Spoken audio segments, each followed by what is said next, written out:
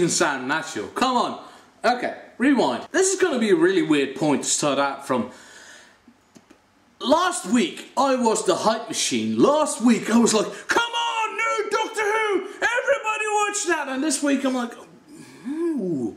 I'm a weird wibbly wobbly, not even a timey-wimey. I'm like a planky wanky.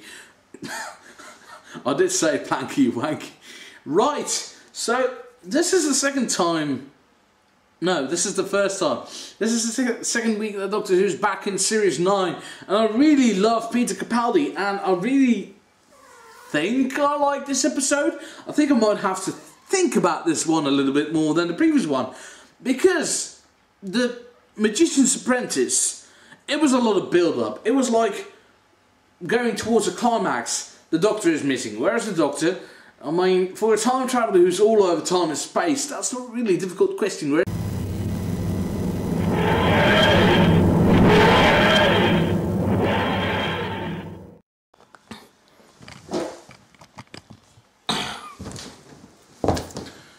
and you've just seen me change my camera's battery. Rule number 1, the Doctor lies. Rule number 2, always make sure you keep your battery charged. Right, so the first episode was all build up and the second one, I'm not quite sure it delivered. It's not kill the moon. Dave the Moon. It's not Dave the Moon not quite delivered. Because the first episode, The Magician's Apprentice, was all build-up and it was all character building and interaction and reflection. And then usually you'd get like the big bam pow, kaboom, zappy, boom boom. These are all words, look them up in the dictionary. Normally you'd get like the big action piece to follow up all the build-up. But instead, in this case, you get more character interaction, and this is a dark brown ale that I'm appreciating at the moment because, to be honest, I'm recording this at 12 o'clock at night. That's some good dark brown ale. Right, so this is mostly the Doctor and Davros talking to each other. And the other B-plot is mostly Missy and Clara talking to each other. Not necessarily bad. I love Selena Gomez. Jenna Louise Coleman has really grown on me. She's gone from the companion I appreciated the least because of the entire who's the mystery dying girl who keeps dying is being mysterious, to someone who in the last episode went to the Master, or Missy, nay Missy, you're his friend, make me believe. And that fucking struck me, that convinced me Jenna Louise Coleman is the Doctor's companion. So, it starts off obviously like diffusing the cliffhanger, like we all knew Missy teleported away at the end of Death in Heaven, we all knew that. Also, I've got a bit of a sore throat. If I take too many sips as well, it's because otherwise I go cough cough hackety hack hack. As I was saying, so Missy explains exactly how she got away. Missy explains exactly how the Doctor got. Actually, she doesn't. She explains how the Doctor got away from a scenario, and she leaves Clara to deduce how they got away, which is good. And then we get the Doctor and Davros, and they have this fantastic interaction. The Doctor starts off with being a bully, telling Davros to get out, because Davros just killed his best friend, and his best friend...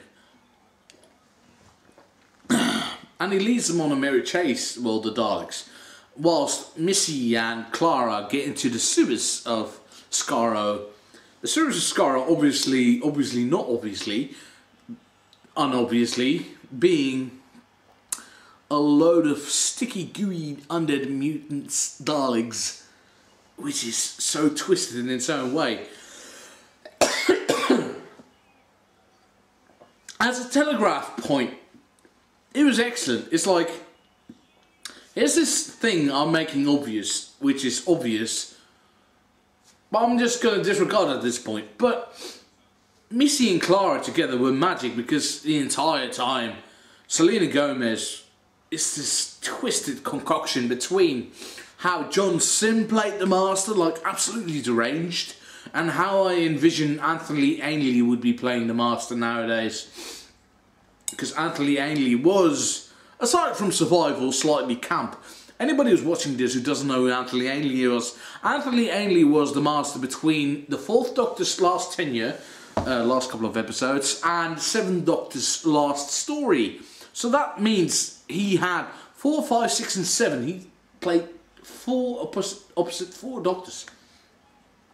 So Anthony Ainley and Selena Gomez, and then Anthony Ainley and John Sim together form Selena Gomez. So Missy, Clara, fantastic. Dr. Davros, and then Davros actually had me going for a while. I literally thought that Davros was going to give up the ghost, and I thought that Missy was going to take over the plot as the Master of it all. The Master of everything she observes. All hail the Time Lord or the Time Lady. Ladies being an upgrade, apparently. Ladies. So, yes, I'm not going to spoil any more of the plot because the bigger twists lie ahead. But it's not really, like I said, it's not really an action episode, but it feels like The Magician's Apprentice and The Witch's Familiar are one thing. Cough, cough, coughy, cough, cough. It doesn't feel like there was a separation between the two. I don't feel it's a detriment to this episode. I do feel they were meant to be watched actually back to back. It's not like an actual cliffhanger last week because we all knew what was going to happen anyway at that point. The only thing that was left was to tell us how we get to the next point. So, The Magician's Apprentice gets a definite thumbs up. Beg your pardon. The Witch's Familiar, nearly all the way. Still though, I'm so glad Doctor Who's back. And I still love Peter Capaldi. Salute!